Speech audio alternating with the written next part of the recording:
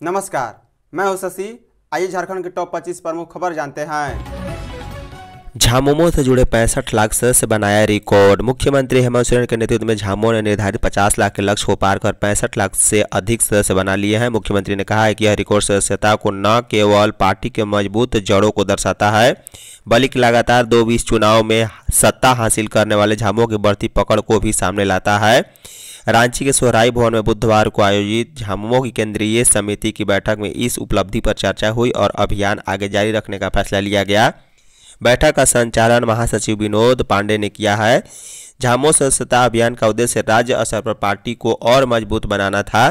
Party ने शुरू में 50 लाख नए सदस्य बनाने का लक्ष्य रखा था, लेकिन कार्यकर्ताओं की मेहनत और जनता के अपार उत्साह से यह आंकड़ा 65 लाख पार कर गया। यह अभियान द्वार द्वार जाकर चलाया गया, जिसमें मिस कॉल जैसी तकनीकी सुविधाओं के बजाय व्यक्तिगत संपर्क पर जोर दिया गया है।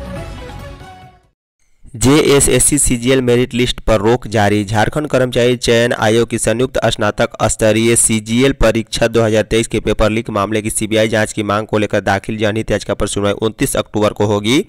बुधवार को चीफ जस्टिस तरलोक सिंह चौहान और जस्टिस राजेश संगर की खंडपीठ में आंशिक सुनवाई हुई। सरकार की दलील के बाद प्रार्थी ने अपना पक्ष रखने की बात कही। इस पर अदालत ने 29 अक्टूबर को सुनवाई निर्धारित की है। कोर्ट ने मेरिट लिस्ट पर रोक बरकरार भी रखा। सुनवाई के दौरान राज्य सरकार की ओर से महाधिवक्ता राजीव रंजन ने नई एफएलएस रिपोर्ट अदालत में पेश की। उन्होंने बताया कि जांच के दौरान जिस व्यक्ति मस्ताना का नाम सामने आया था, उससे कोर्ट के निर्देश पर दोबारा पूछताछ की गई। पूछताछ में मस्ताना ने बताया है कि बैंक में कार्यरत एक युवती से उसकी जान पहचान है। बातचीत के दौरान उसने बताया था कि कुछ प्रश्न पहले भी परीक्षा में आ चुके थे और दोबारा वही प्रश्न आने से उसे पेपर लीक की आशंका हुई थी। बाद में स्पष्ट हुआ है कि यह गैस पेपर का मामला था, वास्तविक लीक नहीं था। घाटशिला विधानसभा उपचुनाव के लिए झामुमो से सोमेश और भाजपा से बाबूलाल। घाटशिला विधानसभा उपचुनाव के लिए बुधवार को इंडिया और एनडीए ने प्रत्याशियों के नाम का ऐलान कर दिया है। एनडीए की ओर से भाजपा के बाबूलाल सोरेन प्रत्याशी होंगे, जबकि इंडिया की ओर से झामुमो के सोमेश चंद्र सोरेन उम्मीदवार होंगे। बाबूलाल सोरेन पूर्व मुख्यमंत्री और सरायकेला विधायक चंपई सोरेन के पुत्र हैं, जबकि सोमेश पूर्व मंत्री स्वर्गीय रामदास सोरेन के बेटे हैं। बुधवार को रांची में हुई झामुमो की केंद्रीय समिति की बैठक में अध्यक्ष मुख्यमंत्री हेमंत सोरेन ने सोमेश को पार्टी का प्रत्याशी घोषित किया। वहीं बाबूलाल सोरेन के नाम का ऐलान दिल्ली में हुई भाजपा की केंद्रीय चुनाव समिति की बैठक के बाद लिया गया। सोमेश के नाम का ऐलान करने के मौके पर हेमंत सोरेन ने पार्टी के संस्थापक दिसम गुरु शिबू सोरेन और घाटशिला के पूर्व विधायक स्वर्गीय रामदास सोरेन को श्रद्धांजलि अर्पित की। हेमंत सोरेन ने कहा है कि झामुमो की केंद्रीय समिति की बैठक में हमने एकजुट होकर कई महत्वपूर्ण निर्णय लिए हैं।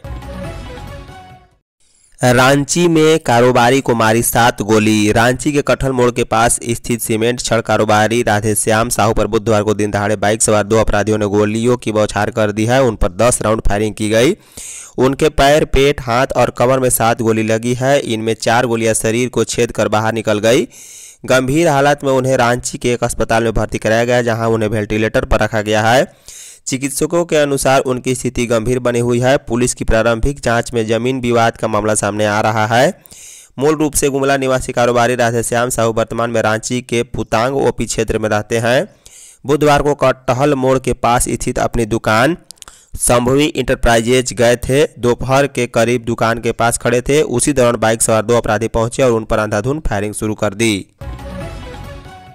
हजारीबाग के पूर्व सीओ शैलेश गिरफ्तार। हजारीबाग में हुए वन भूमि घोटाले में संलिप्तता के आरोप में एसीबी ने हजारीबाग सदर अंचल के पूर्व सीओ शैलेश कुमार को बुधवार को रांची से गिरफ्तार किया है। गिरफ्तार के बाद उन्हें हजारीबाग में निगरानी की विशेष अदालत में पेश किया गया, जहां से उन्हें न्यायिक हिरासत में भेज दिया गया। शैलेश वर्तमान में पंचायती राज विभाग में बतौर उप निदेशक तैनात हैं। शैलेश हजारीबाग सदर के एसडीओ भी रह चुके हैं। दरअसल एसीबी ने शैलेश कुमार को बुधवार को पूछताछ के लिए नोटिस देकर बुलाया था। पूछताछ के बाद ही उन्हें गिरफ्तार कर लिया गया। इसके बाद उन्हें हजारीबाग निगरानी न्यायालय में आशा देवी भट्ट की अदालत में पेश किया गया, जहां से उन्हें 14 दिन के न्यायिक हिरासत में भेज दिया गया है। आदिवासी महारैली को कई संगठनों का मिला समर्थन। 17 अक्टूबर को आदिवासी हुंकार महारैली होगी। आयोजन प्रभात तारा मैदान धुरवा में होगा। इसको लेकर संयुक्त आदिवासी संगठनों की पेशवार्ता आयोजन स्थल में हुई है। दावा किया गया है कि कुर्मियों को आदिवासी बनाने की मांग के विरोध में पूरे राज्य से लाखों आदिवासी महारैली में शामिल होंगे। इसमें खूंटी, तोरपा, बुंडू, सिमडेगा, बेड्डो, मांडा, रातू, लोहरदगा, गुमला, कांके सहित अन्य जगहों से लोग शामिल होंगे। महारैली को सरना प्रार्थना सभा, रांची महानगर आदिवासी जन परिषद, आदिवासी मूलवासी मंच, मधुकम ग्राम सभा, केंद्रीय शरण समिति भारत, 32 जनजाति संगठन, 22 पढ़ा, 12 पढ़ा, 7 पढ़ा, 21 पढ़ा, मुल्ली पढ़ा, राजी पढ़ा सहित कई सामाजिक और धार्मिक संगठनों ने समर्थन दिया है। मौके पर संदीप तिर्की, पवन तिर्की भी मौजूद थे। बीत रहित संस्थान के कर्मी रहे हड़ताल पर। झारखंड के 1250 इंटर कॉलेज, उच्च विद्यालयों, संस्कृत विद्यालयों और मदरसा विद्यालयों के करीब 10,000 शिक्षक और कर्मचारी बुधवार को शैक्षणिक हड़ताल पर रहे। कैबिनेट से 75% अनुदान की बढ़ोतरी के संलेख प्रस्ताव पर सहमति नहीं मिलने के चलते बीत रही शिक्षा संयुक्त संघर्ष मोर्चा ने हड़ताल का निर्णय लिया। ऐसे में स्कूल और कॉलेज के मुख्य द्वार पर ताले लटके रहे।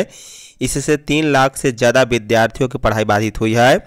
विदित हो कि 2015 में सरकार ने 2 गुना अनुदान किया था। 10 बरस हो गए जबकि महंगाई इतनी बढ़ गई है, लेकिन अभी तक अनुदान में एक भी वृद्धि नहीं हुआ है। वहीं केंद्र सरकार 8वां वेतनमान देने के लिए कमेटी बना दी है। राज्य सरकार 2004 अधिनियम के अनुदान संबंध डिग्री कॉलेज, इंटर कॉलेज, उच्च विद्यालयों, संस्कृत विद्यालय और मदरसा विद्यालयों को अनुदान देती है। 2022 में जब मुख्यमंत्री के पास उच्च शिक्षा विभाग था तो संबंध डिग्री कॉलेज को अनुदान दे दिया गया और 2024-25 में इन्हें अनुदान मिल गया है। पलामू के छतरपुर में पारा शिक्षक को मारी गोली। पलामू जिले के छतरपुर थाना के खजरी गांव में बुधवार की देर शाम में पारा शिक्षक जलालुद्दीन अंसारी की गोली मार दी गई है। 35 वर्षीय जलालुद्दीन अंसारी खजरी गांव के निवासी हैं। अज्ञात अपराधियों ने घर के पास ही गोली मारकर गंभीर रूप से घायल कर दिया। गंभीर हालत में पारा शिक्षक को छतरपुर अनुमंडलीय अस्पताल में इलाज के लिए भर्ती किया गया।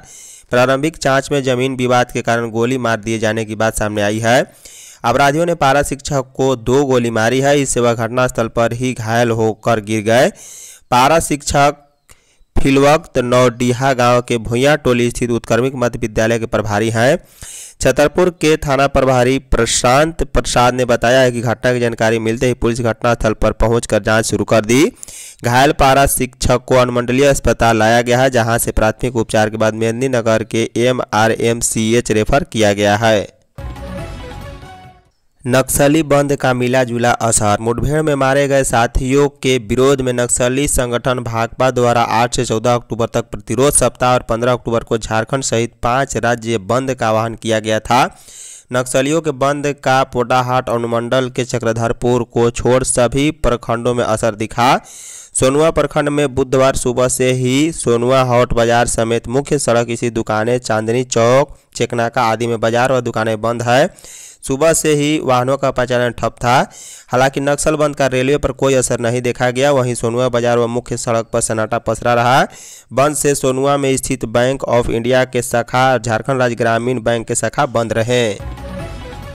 हजारीबाग के 16 प्रधानाध्यापकों के खिलाफ कार्रवाई होगी। हजारीबाग के 1 दर्जन से अधिक सरकारी उच्च विद्यालय और +2 स्कूलों में पिछले कुछ वर्षों में वार्षिक परीक्षा का परिणाम संतोषजनक नहीं रहा है। शिक्षा विभाग ने इन स्कूलों को चिन्हित किया है। इसके बाद 7 उच्च विद्यालय और 9 +2 स्कूलों के कुल 16 प्रभारी प्रधानाध्यापकों से स्पष्टीकरण मांगा गया है। डीईओ ने इस संबंध में 10 अक्टूबर को नोटिस जारी किया है। इसमें सभी प्रधानाध्यापकों को 1 सप्ताह के भीतर 17 अक्टूबर तक जवाब देना अनिवार्य किया है। डीईओ ने अपने पत्र में स्पष्ट किया है कि 2021 से 25 तक के 5 वर्षों का डेटा स्कूल ने उपलब्ध कराया है। उपलब्ध आंकड़ों के अनुसार 7 उच्च विद्यालय का मैट्रिक परिणाम और 9 +2 स्कूलों का इंटरमीडिएट परिणाम जिला स्तर पर सबसे निचले स्तर पर पाया गया, जो विभागीय नियमों के खिलाफ है। झारखंड में जंगलों से गायब हो रहे हाथी। झारखंड में जंगली हाथियों की संख्या 678 से घटकर केवल 217 रह गई है। यह जानकारी देश में पहली बार DNA आधारित हाथी गणना में सामने आई। वन जीव विशेषज्ञ इसे चिंताजनक बता रहे हैं और मानव और हाथियों के बीच हो रहे संघर्ष, आवागमन, गलियारों का अतिक्रमण और उनके प्राकृतिक आवास में कमी को इसका मुख्य कारण मान रहे। अखिल भारतीय तुल्यकालिक हाथी अनुमान के अनुसार राज्य में हाथियों की संख्या 149 से 286 के बीच है, जिसका औसत 217 है। केंद्रीय पर्यावरण मंत्रालय ने 2021 में सर्वेक्षण शुरू करने के लगभग 4 साल बाद मंगलवार को रिपोर्ट जारी की है। झारखंड वन्य जीव बोर्ड के पूर्व सदस्य DS श्रीवास्तव ने कहा है कि झारखंड अब हाथियों के लिए सुरक्षित निवास स्थान नहीं रहा। खनन, सड़क निर्माण और अन्य गतिविधियों ने उनके प्राकृतिक आवास को नष्ट कर दिया है। सारंडा को लेकर आदिवासियों ने निकाली जन आक्रोश रैली। सारंडा को सेंचुरी घोषित करने के विरोध में सामाजिक संगठन के बैनर तले मंगलवार को जन आक्रोश रैली निकाली गई और कोल्हान सारंडा क्षेत्र के लोग सड़कों पर उतर हैं। इस मामले को लेकर झारखंड के मुख्यमंत्री हेमंत सोरेन उच्चतम न्यायालय का रुख कर चुके हैं। राज्य सरकार के अनुसार सारंडा जंगल क्षेत्र में रह रहे लोगों को किसी भी तरह से परेशानियों का सामना नहीं करना पड़ेगा। जानकारी के अनुसार मुख्यमंत्री की मुख्य चिंता सारंडा क्षेत्र में रह रहे लोग हैं। मुख्यमंत्री ने कहा है कि हम लड़ रहे हैं एवं लड़ते रहेंगे। वहां के लोगों के अधिकारों की रक्षा के लिए खनिज संसाधन को कुछ समय तक नजरअंदाज भी कर सकते हैं, लेकिन लोगों के अधिकार से कोई समझौता नहीं होगा। हमारी सरकार उस क्षेत्र में रह रहे लोगों के अधिकार की रक्षा करने के शर्त के साथ कोर्ट जा रही है। धन्यवाद।